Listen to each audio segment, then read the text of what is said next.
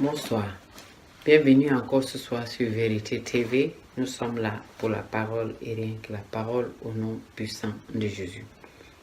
Alors je viens ici prendre un verset qui est le verset de prier sans cesse. Alors prier sans cesse, ça veut dire quoi? Exactement, ça veut dire que dans ta conscience, dans ton âme et dans tes pensées, tu dois reconnaître le Seigneur Jésus comme ton Seigneur et Sauveur. Et tu dois aussi apprendre à connaître les versets bibliques par ton cœur et apprendre à adorer Dieu tout le temps dans ce que tu fais et dans ce que tu penses. Parce que prier sans cesse, ça ne veut pas dire que tu dois rester comme ça, fermer les yeux toute la journée, prier sans cesse. Non, tu dois aller à ton travail normalement. Tu dois tout faire normalement, mais dans ton âme et conscience, tu dois être connecté à Dieu.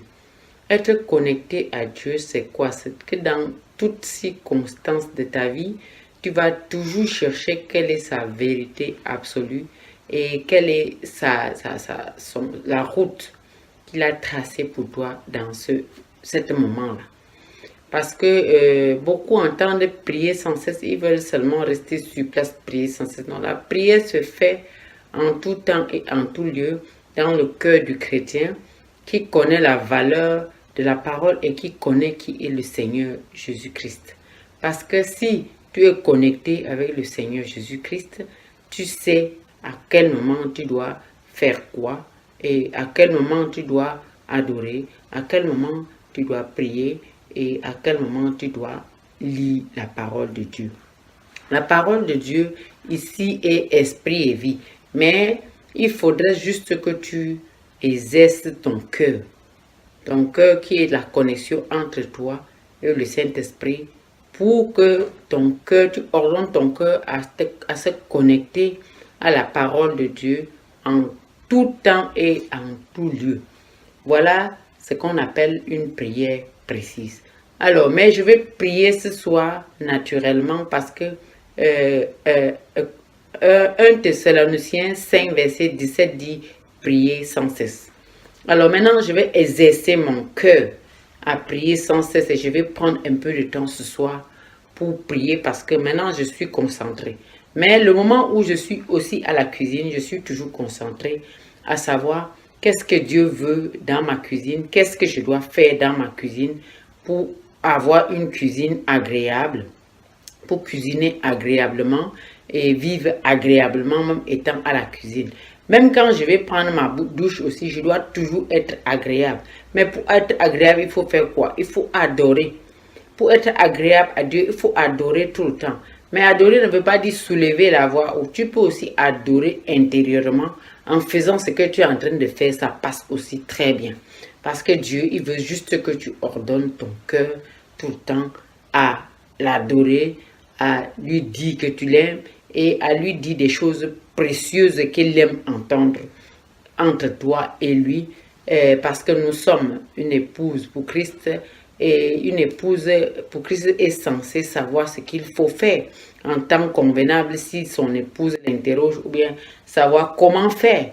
On ne doit pas seulement être une épouse agréable à notre mari à la maison. Non, il faut être d'abord une épouse agréable à Dieu et vivre une vie de consécration vraiment conséquente pour pouvoir atteindre notre prince charmant qui est Jésus-Christ de Nazareth. Alors, 1 Thessaloniciens 5, verset 17 qui dit priez sans cesse. Ok? C'est ici, oui, c'est 1 Thessaloniciens 5, verset 17. Priez sans cesse. Et le 18 dit rendez grâce à toutes choses car c'est la volonté de Dieu par Jésus-Christ. Et le 19 dit n'éteignez pas l'esprit. N'éteignez pas l'esprit. Alors, ne pas éteindre l'esprit ici, c'est quoi? C'est rester connecté à l'esprit en adorant, en glorifiant Dieu, en lui exprimant tout ce que tu penses dans ton cœur, exercer ton cœur, ordonner ton cœur à connaître la volonté absolue du Père dans chaque situation, dans chaque minute de ta vie et rester vraiment comme Dieu veut, mais pas comme nous voulons. Parce qu'une épouse est soumise à son mari. Nous sommes soumises normalement à notre mari terrestre, mais notre mari céleste, qui est Jésus, l'épouse de l'Église, va venir nous chercher. Mais pour venir nous chercher maintenant, il va chercher une épouse qui est prête et saine. Et pour être saine, il faut faire quoi? Exercer ton cœur à connaître sa vérité absolue. Alors, je vais prier ce soir. Amen. Père Céleste, tu connais notre cœur, tu connais nos pensées, tu connais ce que nous voulons. Mais toi seul, Seigneur, est digne de recevoir toute louange et toute adoration. Nous exhortons, Seigneur, maintenant, nous t'exhortons, Seigneur, ce soir, à savoir qu'est-ce que tu veux vraiment que je fasse, Seigneur. Mais toi seul aussi, tu peux mettre le vouloir et le pouvoir dans mon cœur. Mon Dieu, tout ce que je demande ce soir, c'est de bien dormir. Tout ce que je demande ce soir, mon Dieu, par ton Esprit Saint qui est en moi, c'est de ne pas, Seigneur, laisser l'ennemi m'attaquer. Je vais exercer, mon Dieu, mon esprit et mon âme, à savoir ta volonté absolue. Seigneur, je me confie en toi totalement. Je pense que ta parole est esprit et vie. Et je sais que, Seigneur, c'est ta parole qui est primordiale dans la vie des nations et dans ma vie. Je t'exhorte, mon Dieu, à être près de ceux qui t'invoquent, à exaucer les prières des nations, Seigneur, à bénir plus tes enfants pour qu'ils sachent ta volonté absolue demain ou après-demain et à perpétuité. Je te salue, Seigneur, parce que toi seul, tu connais les filets, mon Dieu, que l'ennemi a tendus pour perdre tes enfants. Mais toi, tu ne peux pas laisser tes enfants se perdre, Seigneur, car quand tu as choisi un peuple, c'est à perpétuité. Maintenant, Seigneur, je me confie à toi éternellement pour que tu sois le bouclier, mon bouclier, Seigneur, pour que toi seul, Seigneur, ta main, Seigneur, toi seul, soit sur moi. Qu'aucune autre main, Seigneur, ne vienne se mettre entre toi et moi. Et aucune voix, Seigneur, ne vienne se mettre entre toi et moi.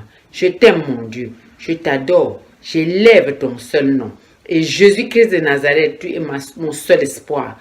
Tu es mon seul amour, Seigneur. Je me confie en toi et je veux vivre, Seigneur, près de toi. Je voudrais vivre une vie Zoé, Seigneur. Je voudrais vivre comme tu veux, pas comme je veux, parce que tu es Dieu miséricordieux. J'acclame ta parole, Seigneur. Dans mon cœur, j'acclame ta parole. Dans mes pensées, j'acclame ta parole. Dans ma vie, j'acclame ta parole. Et je vais l'acclamer aujourd'hui et demain et à perpétuité. Éloigne-moi, Seigneur, de toute piège tendu par l'ennemi visible et invisible. J'acclame ton Saint-Nom et je te remercie pour tout ce que tu fais maintenant et à perpétuité. Amen.